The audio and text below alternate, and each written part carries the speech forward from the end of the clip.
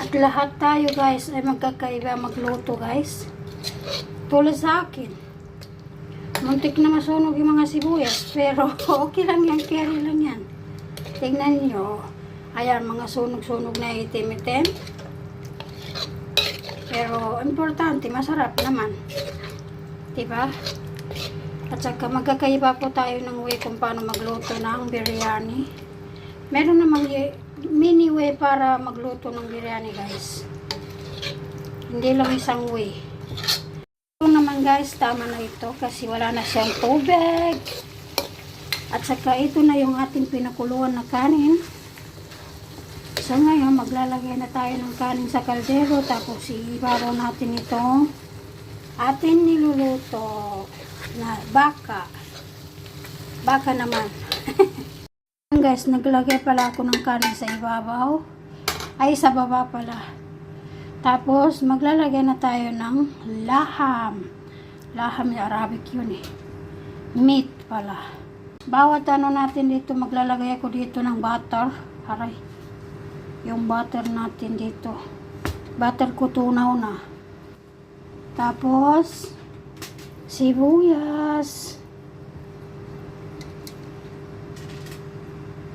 Continue lang natin yan. Mag-a-add tayo dito sa ibabaw ng mundo.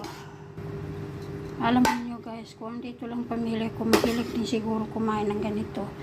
Mga kapatid ko, pamangkin.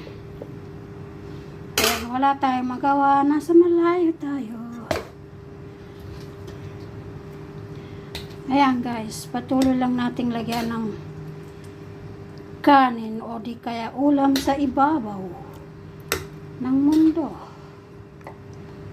So, maglalagay muna tayo ng butter. Yung butter ko kasi natunaw na.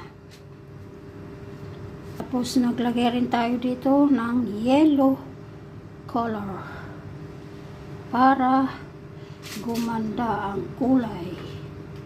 At siyempre, maglalagay rin tayo ng onion. Pwede rin naman isang beses ilagay sa taas. Wala pala ako nilagay dito na spicy, pero okay lang yan guys.